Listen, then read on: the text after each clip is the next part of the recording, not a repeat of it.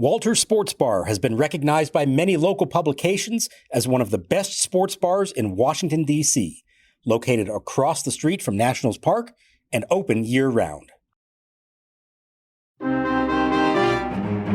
3 balls and a strike. Here's the pitch.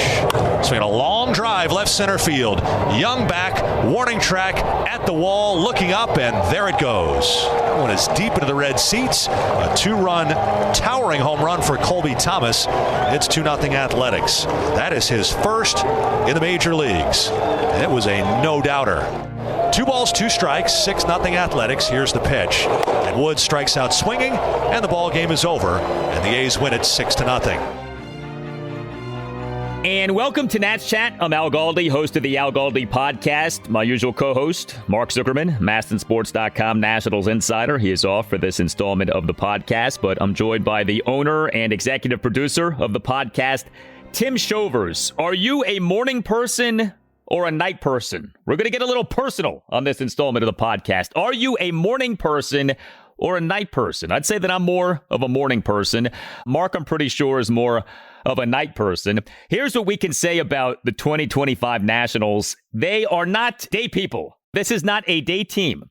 The Nats in MLB's 2025 regular season now have suffered 10 shutout losses and now are just 14-34 in day games. The Nats have lost 34 out of 48 day games. A 6-0 loss to the Athletics at Nationals Park on Thursday afternoon to lose 2 out of 3 games in the series. The Nats, with this loss to the A's on Thursday afternoon, concluded a wretched 1-5 homestand, during which the Nats got outscored 61-23. The Nats now are 45-69, second worst record in the National League. The run differential now is at minus 148, second worst run differential in the NL.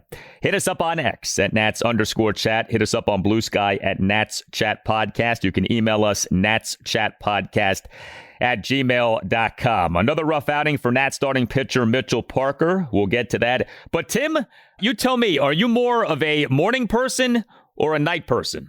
Honestly, Al, I'm kind of both. I like to stay up late, watch TV, read a book, or watch sports. I love to wake up early in the morning and go hiking. I'm not a big sleep guy. I like a mid-afternoon nap when I can get it. When you work in sports media, you're used to not getting a ton of sleep. So I'm a switch hitter on that one, Al. All right, well, you split the difference then. Mark, night person, myself, morning person, and then you can go in either direction. Look, the Nats are not a good team, so I don't know that we necessarily need to have analysis beyond that when it comes to why this team is so bad during day games. But there's no doubt, if you've watched this team this season, in so many day games, the team has come out flat. And I thought it was really interesting. Nats interim manager Miguel Cairo, during his postgame press conference on Thursday afternoon, flat out said, we need to change something. We need to be better during day games. Our record in day games is really bad. We got to fix it. We got to do something different. And he's not wrong. I just don't know if this is a preparation thing or a motivation thing or a mindset thing or just this is not a very good team thing, because there are other subsets of games you could look at and see the Nats record not being very good. Again, the team isn't very good. The record overall is really bad, but that is something. 14-34 in day games versus 31-35 in night games. Well, let me start by saying I was encouraged by what I heard from Miguel Cairo, that he was addressing it and seemed aggravated in his post-game press conference. We got to do a better job against lefties. That lefty cannot throw 8 innings or 7 innings in there. No chance. Which I haven't watched all of his so far, but I've watched most of them. And that was the first time that I sort of saw that and him sort of collectively calling out the team. So I was glad to see that managerial recognition. As to, obviously we're just guessing here why they're bad at day games. Yeah, there's mostly a bad team. I mean, that's the main reason, probably reasons 1 through 5. But reason number 6, when you're out of it, you're probably not as focused on the quick turnaround. But at the same time, the A's are on the road and they're a last place team too. So I really don't have a good explanation. I'm glad you mentioned the tone and the nature of the Miguel Cairo postgame presser, because I agree with you. We heard a displeasure from Miguel Cairo during this postgame press conference that we had not previously heard, and it was nice to hear that. I think what he said was along the lines of what a lot of Nats fans are feeling right now. Now, I don't want to overstate how he was. He wasn't, flipping over tables and throwing chairs across the room. But for Miguel Cairo, by his standards, this was a displeased Miguel Cairo during that post-game press conference. He also brought up the Nats having really had a hard time this season against left-handed pitching. And yes, the Nats in this game again got worked by a left-handed starting pitcher. The Athletics' Jacob Lopez, 7 2/3 scoreless innings, 10 strikeouts versus no walks. Now, Lopez is a pretty good pitcher. This isn't another case of someone coming into the game with an ERA of 5+ and working the Nats. I mean, Lopez is pretty good, but this was a dominant outing. 7 2/3 shutout innings, 10 Ks, no walks. The Nats for the game, no runs, just 3 hits, no walks, 0 for 3 with runners in scoring position. The Nats struck out 12 times. The 3 hits, a double, and 2 singles. The bright spot, if you want one, and we need all of the bright spots we can get with this team right now. The Nats double was by Robert Hassel III, so he's hitting here. He is the Nats starting right fielder and number 9 batter, 1 for 3 with a double. Hassel, since being recalled from AAA Rochester on August 1st, 6 for 15 with a home run, 4 doubles, a single, and a walk. But the struggles of James Wood continue. He is the Nats starting DH and number 2 batter, 0 for 4 with 2 strikeouts. His OPS for this regular season now is .832. His OPS as of games through July 3rd was .958. His OPS has dropped by 126 points over the last month and change. And C.J. Abrams, he is the Nats starting shortstop and number 1 batter, 0 for 4. He, of course, had the walk-off RBI single in the win in this series for the Nats, but his OPS for the regular season here is down to .794. His OPS going into July, .852. This is an obvious thing to say. I'll say it anyway. The Nats so need Wood and Abrams to get back on track. The Wood thing really is something here. You know, I think most of us thought this slump would have been over by now, would have been over weeks ago. Instead, it continues, and his season really is unraveling here with that OPS now approaching just 800. Okay, let me get to Wood in a second. Just one thing I don't want to get passed by because I know we got a lot here about James Wood. Jacob Lopez, left-hander, ace starter today that you mentioned. If you look at his splits, his whip is far lower against lefties than it is against righties. He's faced a lot more righties than lefties this year. The Nats lineup today had 6 left-handers in it. Okay, I'm going to read this quote here that I saw on Andrew Golden's Twitter account that actually came from Patrick Stevens. Side note, Patrick Stevens, best college basketball writer in the country, if you're a fellow fan. But here is what Stevens got from the A's catcher, Willie McIver, today after the game. When we saw their lineup, it had 6 lefties in it. We're like, all right, we can have a good day. I'm going to say that again. When we saw their lineup had 6 lefties in it, we're like, all right, we can have a good day. I'm not entirely sure who else would have been in the lineup today. That's either a mistake by Miguel Cairo or Mike DiBartolo, and there shouldn't have been 6 lefties in the lineup today, just flat out.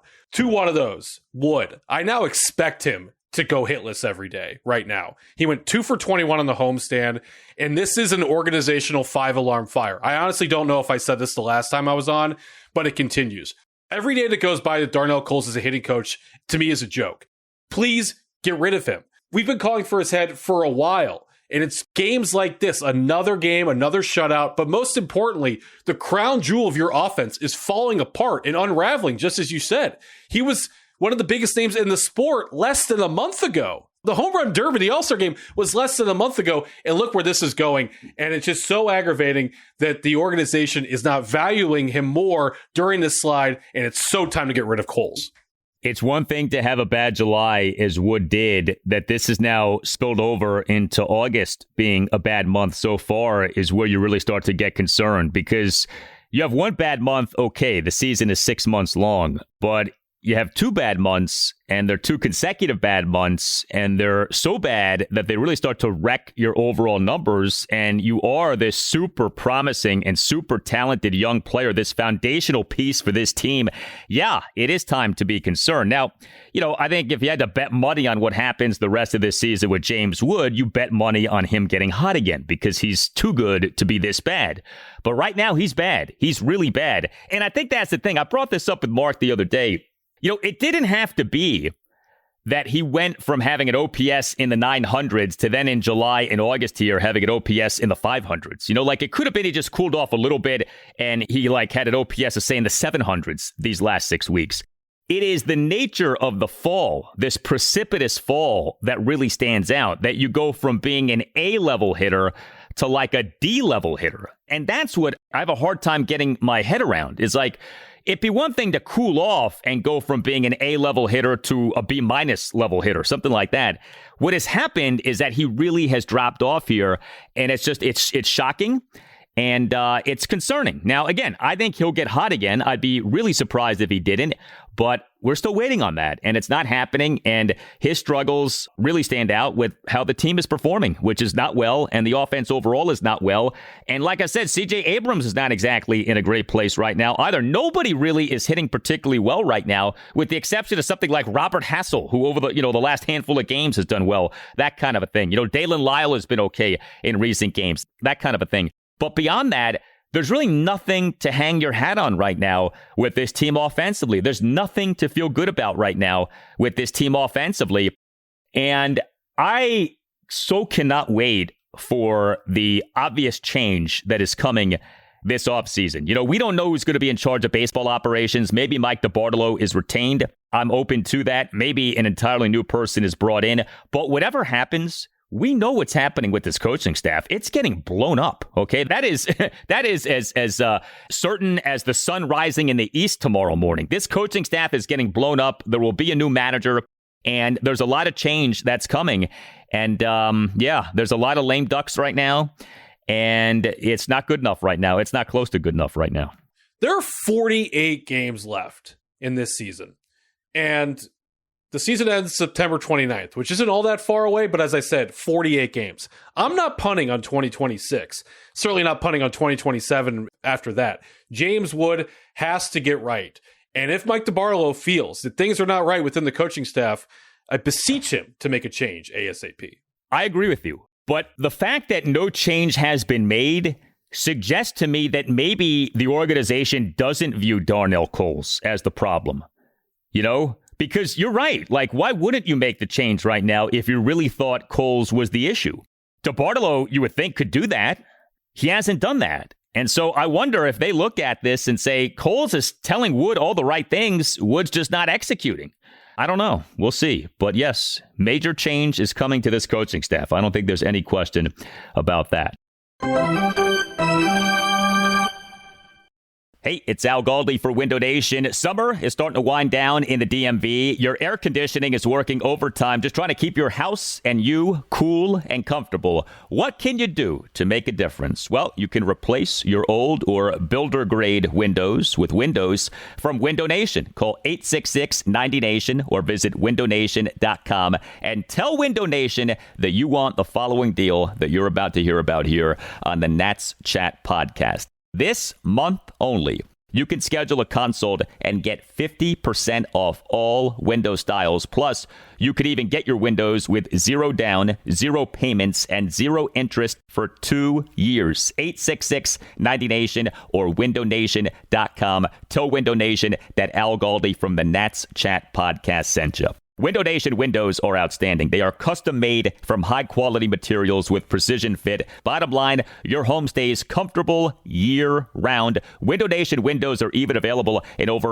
1,500 styles and colors. So you'll get the windows that you want to protect and beautify your home. With an A+ rating from the Better Business Bureau and over 3 million windows installed, you can trust Window Nation for quality and service. Hurry, this 50% off all windows sale ends August 31st.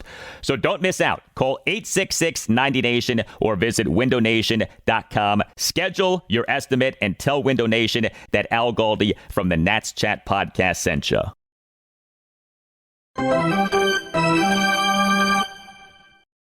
Now Parker ready. And the pitch. Swing and a fly ball left field. Backing up is Lyle. He'll make the catch deep enough for the runner to tag. And Hernandez comes down the line to score. On a sacrifice fly, a run batted in for Thomas, his 3rd of the game and 4th of the year in the big leagues. And it's now the A's 4 and the Nationals nothing here with 1 out in the top of the 4th inning.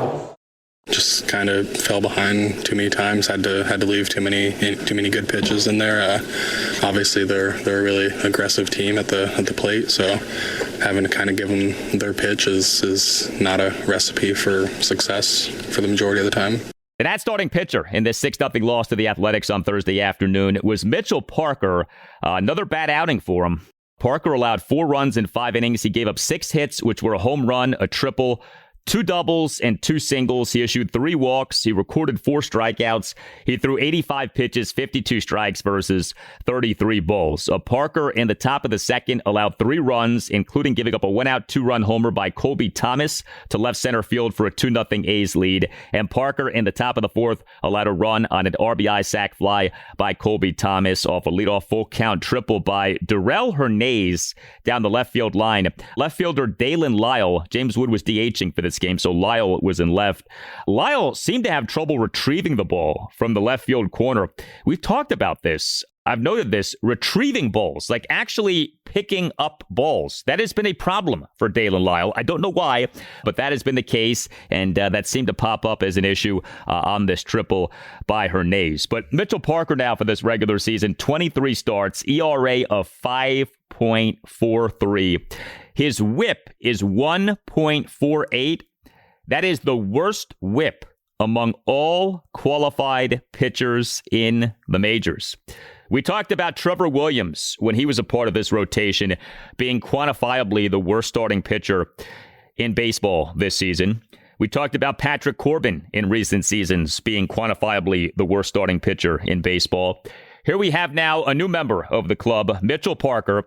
He has one of the worst ERAs among qualified pitchers in the majors, and the whip is the worst whip among all qualified pitchers in the majors. Parker had been doing so well early this season. He's another guy whose season really has come apart here in recent weeks. So let's dive in further on Parker's ERA. Last year, his rookie year, it comes up in April. A 4.29 ERA vastly exceeds anyone's expectations. This year in April, 3.19. Good start, like you mentioned. May, disaster, 7.94. June, stabilizes, 4.60. July, 6.04, which is horrendous, obviously. In August, so far in 2 starts, 12. I'll say that again, 12. Here's where I'm going with this. I think Mitchell Parker could be a back end of a rotation starting pitcher. I think he could be someone's 5th starter. If I told you that Mitchell Parker in 2026 or 2027 has a 4.82 ERA and someone's 5th starter, that sounds very plausible to me. Where I'm going with this is, I want to get Mitchell Parker right. I think he should be sent to AAA for a little bit, and let's see, change of scenery, all that, all the cliches, with the aim and intention of after Labor Day or sometime in mid-September, bringing him back up to try and end the year in DC on a positive note, heading into West Palm next year. And I know that they don't really have anyone else to take his start, like it's Ogasawara or whatever. Fine. I don't care. Do whatever you got to do. This is important. Mitchell Parker is, to me, a potential piece of a team moving forward. And so I'd like to see him get a trip to Rochester. You know, when you think about this team from a starting pitching perspective, like for next season, let's say, their starting pitching prospects, for the most part, are not soon to be major league ready prospects, especially now with Travis Sakura needing Tommy John surgery. So unless this team signs a bunch of free agent starting pitchers this offseason, and I don't think anyone is holding his or her breath on that happening, or unless this team makes a bunch of trades for starting pitchers this offseason, you're probably going to be dealing with a lot of the same people next season. Now, there will be some changes, right? We know that Josiah Gray, knock on wood, will be healthy and back to being a part of the rotation next season. DJ Hurst potentially will be a part of the rotation next season. But when it comes to people like Mitchell Parker and Jake Irvin, whose seasons are not going well right now, I mean, I know there probably is a lean for some people to say, all right, forget it. These guys don't cut it. But I don't know that this team has the luxury of doing that just yet. And I don't know that this team will have the luxury of doing that next season. Now, again, there's this caveat of we don't know who's going to be running baseball operations. We don't know what that person will think of these people. And maybe the person comes in and really despises so many of the people on this roster and just, makes change for change's sake. But you just think about this logically right now. There aren't many viable major league ready or soon to be major league ready starting pitching options. And that's part of the issue here. If they had more depth, they could do something like what you're talking about. You take a struggling Mitchell Parker and you send him to Rochester. And that might be what is best for his development. Who knows? But because they don't have any starting pitching depth, They really can't afford to do that. And that's an issue. And so you see the domino effect of the lack of starting pitching depth. It's not just, hey, we don't have someone to call up when someone else gets hurt. It's also, if a guy like Mitchell Parker could maybe use a reset in the minors, we don't have someone who we could just turn to eat up a few starts while Parker hopefully gets himself right. I get what you're saying. I agree with you that Mitchell Parker is one of the 5 best pitchers in the organization. We are on the same page.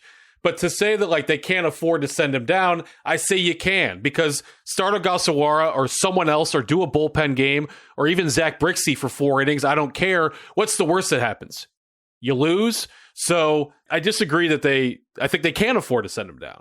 No, I think they can too. I'm telling you what they're thinking. To me, I don't care what happens in any of these games the rest of the season from a result standpoint. I think I've made that pretty clear. Like, to me, I'm not focused anymore on whether they win or lose these games. I'm just telling you from their perspective, this is what they're thinking. And when it comes to why a guy like Parker hasn't already been sent down, this is why. And this is one of the effects of them not having this starting pitching depth. Because otherwise, yeah, I think in a lot of circumstances, with a lot of other teams, a guy like Parker would have been sent down probably a while ago.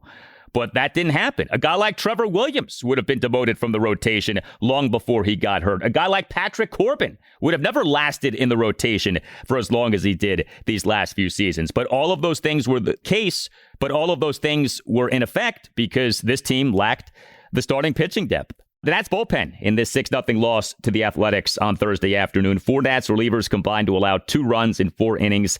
Jackson Rutledge, he was good for a second consecutive appearance, so there's a positive. He tossed 1 1/3 scoreless innings with 2 swinging strikeouts. PJ Poulin, he allowed 1 run in 2/3 of an inning. He in the top of the 8th gave up a leadoff homer by Tyler Soderstrom to right field for a 5-0 A's lead. Clayton Beeter, he in the top of the 8th faced 3 batters and got 3 outs despite giving up a single. And Orlando Revolta, he allowed 1 run in 1 inning, top of the 9th, allowed a run on a double, a single, and an RBI fielder's choice grounder. He did record 2 swinging strikeouts. And so there you go. This ends up being a hideous homestand. The Nats get swept by the Milwaukee Brewers this past weekend, lose 2 out of 3 games against a bad A's team. The A's have the 2nd worst record in the American League. Do have a good offense. We should note that. The A's for this regular season, as of games through Wednesday, were number 9 in MLB in Team OPS Plus at 106. So I think it is worth mentioning that in terms of the A's hitting really well in 2 out of the 3 games in this series. But look, the A's are not a good team, and the Nats ended up getting essentially stomped by them in 2 out of the 3 games.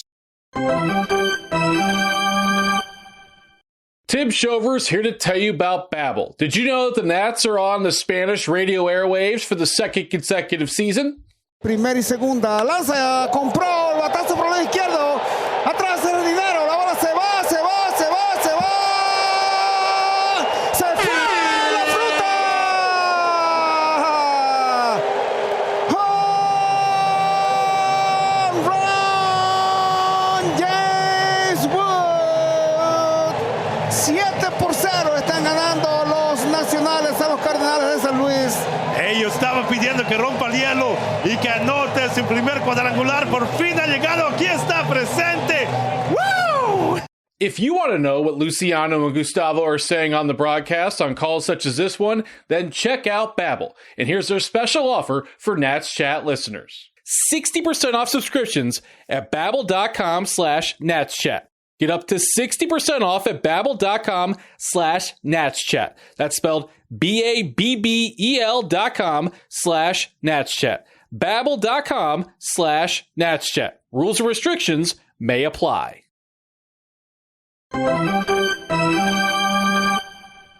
Here's the 2-2. Swing a long drive right field. Soderstrom gets into this one, back toward the bullpen, and it is gone. Soderstrom homers again in this series, his 21st, and it's 5-0 Athletics.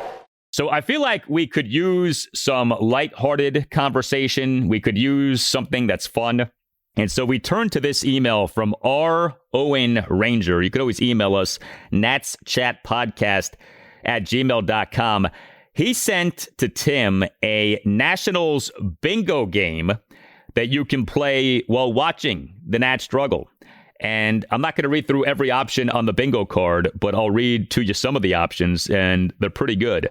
One of the options, relief pitcher comes in mid-inning, walks/hits the first batter. That's pretty good. Another option, Nats score 2 or more runs in garbage time in an 8th or 9th inning. That's good. Another one, Nats hitter refuses a walk, swings at 3 or more outside of the strike zone pitches. That's a good option. A toot plan, plain and simple. That's a good option. A pitch comm issue. That's on the bingo card of our Owen Ranger. Jacob Young getting caught stealing off a terrible jump. A runner is sent by third base coach Ricky Gutierrez, gets thrown out at home by yards. I like how he has that. Not by feet, by yards. Thank you for that one. And then also a Jim Hickey mountain visit followed by a barrel. That might be my favorite. So I wanted to applaud our Owen Ranger for the very creative, very funny, very well done Nationals bingo game that we can all play while watching this team struggle right now. Yeah, I thought this was objectively hilarious. Owen came to the hangout, by the way, at Walters. He's 2 for 2 this year. Born in Alaska. I wonder how many Natchat podcast fans we are who are born in that state. One thing I want to say with the bingo card that he sent, Tuplan was in the dead center, like sort of the freebie spot, which I just thought was very funny inside Nationals. I also liked Jag opponent, just an average guy opponent starter, goes 6+ innings on less than 80 pitches. Really dug that one. We have some fantastic emails, but Owen is a top-notch baseball email guy. Props to you. He's very good. He's had a lot of good ones over the years. We have this from Mark. Writes Mark, I don't pretend to have the answers for why the Nats season has turned so disastrous over the last 2 months after a decent, possibly encouraging start in the first 2 months, but here are some things I have noted which Al and Mark might wish to address. And it's a long email. I'll just sort of bullet point the 3 major items he talks about here. 1, failure to make adjustments. 2, coaching, which we talked about earlier in the show. 3, youth and inexperience. And concludes Mark in his email, this is all very disappointing, of course. As a Washington baseball fan since the early 1960s, I harbor fears of a poor, under-resourced, mismanaged team cratering, undermining fan support, and then, ... It feels like some sort of additional dramatic intervention is needed. Just canning Davey Martinez and Mike Rizzo was not enough. That may have just confused and dispirited a bunch of young guys who, remember, are only in their 20s with very little life and work experience. Thank you for the email, Mark. You know what's funny about the Nats struggles is that we've heard a lot of blame, and justifiably so, for ownership. We've heard a lot of blame, and justifiably so, for Mike Rizzo. We've heard a lot of blame, and justifiably so, for Davey Martinez and his coaching staff. You rarely, if ever, hear people bring up the players themselves. They're the ones playing. You rarely, if ever, hear them get blamed. And I think there's a good reason for that. And that is that it may be as simple as these guys just aren't that good, you know? There was a feeling coming into this season that this could be the breakout season that I hoped that last season would be. But I think there always has been this feeling of there is talent here. And I do think that there is talent here. I mean, I don't think that all of these guys are bad, right? But I think one of the harsh possibilities that you have to be open to is that a lot of these guys who we thought were pieces moving forward perhaps are not. And that when you're as bad as this team is, even with the trade deadline departures, it's hard to be this bad if the team is as good as you thought it was. You know, Mackenzie Gore had a comment after his last start of, we're better than this. And I respect him for saying that. He should say that. He should stand up for his teammates and have belief in his teammates.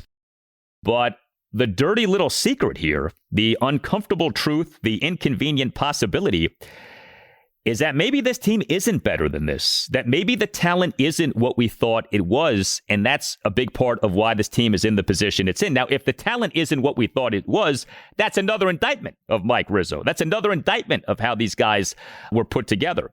But I do think you have to be open to that here, that, you know, the players just might not be what we thought they were. And I think that's going to be one of the really interesting assessments that is made by Mike DeBartolo or whoever is in charge of baseball operations moving forward. What does that person think truly of the talent that this team has accumulated? Well, I mean, I just look at the battery, really. I don't even need to look at the 7 other positions. To that point you made, Al, there's no one that you could even pretend is a number 2 starter on the staff right now. We can't right now with Jake Irvin. The pitching's terrible. There's nothing in the pipeline at the moment in AAA. And then I don't want to beat up Keibert Ruiz too badly right now because what he's going through, but obviously it has not been a good tenure as a Nats catcher, and Riley Adams does not seem to be an everyday catcher. So that alone would speak to the point that they're just frankly not that good. But I do think there are a lot of other pieces in the areas where if they just shore up the pitching and catching, they could be better in the years moving forward. But let me just say to Mark's email, Al, he touched upon something like a very minor under the radar storyline with the Nats right now. And Mark added himself, so he can't get mad at me for mentioning his age. Mark wrote, as a Washington baseball fan since the early 1960s, for our listeners who have been Washington baseball fans since the 60s or whatever, the 60s and 70s, I am sure to them that this decade so far, the 2020s for the Nationals, feels very similar to the 1960s with the Senators that we now know as the Texas Rangers. Well, the saying for years, and this is well before my time, but I've heard people talk about this. The saying for years with the Senators was Washington, D.C., first in war, first in peace, last in the American League East. Like the Senators, for the most part, were a horrible team, really save for the Walter Johnson era. Washington, D.C. baseball was not very good. The great success in Washington, D.C. baseball has been the Walter Johnson era and what the Nats did 2012 through 2019. Like, that's what you're looking at in a lot of ways. Al, Mark and his contemporaries would make me edit this. It was last in the American League. There were no divisions yet when that expression was created. Oh, okay. You're right about that. All right. There you go. See? Historically accurate is Tim Shovers in bringing that up. We appreciate that. Yeah, it is rough right now. It is so disappointing to be in this position from a Nats perspective. I do still have great interest and intrigue in how a lot of these young players do the rest of this season. We just talked about okay, is this team just not as good as we hoped? Is the talent just not as high as we thought? Well, let's see what happens the rest of the way here, and this is where I think Cade Cavalli and Jake Irvin and Mitchell Parker and Robert Hassel III and Dalen Lyle and all of the non-James Wood, non-C.J. Abrams, non-Mackenzie Gore young players, let's see what they put forth. Brady House, Dylan Cruz when he comes back. I think you'll have a better sense at the end of this season what this team has and what this team does not have. But right now, it's hard to be overly optimistic about what this team has. Someone needs to catch fire, preferably multiple people catch fire. But this team, in addition to the obvious things of James Wood needing to be better, Mackenzie Gore needing to be better, this team needs, a Robert Hassel III who's done well since being recalled from Rochester to continue to do well. This team needs Dylan Cruz to come back and be impactful. This team needs Brady House to get going. This team needs Jake Irvin and Mitchell Parker to right their seasons. If those things happen, then I think you can make the argument of, okay, all is not lost. This thing is salvageable. But right now, it doesn't feel salvageable. The thing is just getting worse and worse, it feels like, not better. Hard to argue. I will say you mentioned Dylan Cruz, something to keep on everyone's radar. I'm hoping that he could join the team on the road trip at some point. San Francisco this weekend, then Kansas City. Miguel Cairo mentioned this week he wants to have his timing down. He wants to have his timing back before he comes up to the big leagues. He's been out for 2.5 months now. But that's a storyline I want back. I want to see Dylan Cruz back in the Nats lineup, but I want to see how his final 7 weeks are for the Nats. For sure. And the Nats are taking their time with his minor league rehab assignment, and that's okay. He's coming back from a nasty oblique injury. He's been out for 2+ months here. But when he comes back, man, it's go time. This has been, in a lot of ways, a lost season for Dylan Cruz, and I don't want it to end up being that. I want it to be a season that we look back upon and say, okay, he missed a good chunk of time. His performance early in the season was not what anyone wanted, but man, he came back and he went on a tear over the final, 7 weeks of the season to where you really feel good about Cruz going in to 2026. Next up for the Nats is a 6-game road trip beginning with a 3-game series at the San Francisco Giants. Game 1 Friday night at 10:15. Jake Irvin will be the Nats starting pitcher. Game 2 Saturday afternoon at 4:05, Brad Lord will be the Nats starting pitcher. Game 3 Sunday afternoon at 4:05, Mackenzie Gore will be the Nats starting pitcher, and the Giants starting pitcher will be Justin Verlander. You can hit us up on X at Nats_chat. Hit us up on Blue Sky at Nats Chat Podcast. You can email us, natschatpodcast@gmail.com. We have a website you can check out too, natschatpodcast.com, at which you can purchase a Nats Chat Podcast t-shirt. All Nationals radio highlights on Nats Chat are courtesy of 106.7 The Fan. For Tim Shovers, I'm Al Galdi. We thank you for listening, and we'll talk to you next time on the Nats Chat Podcast. 2-2. This one is smoked center field and deep. This ballpark is not going to hold it. 3-run homer for Dylan Cruz. And the Red Wings, just like yesterday, have put up a massive top of the 6th inning.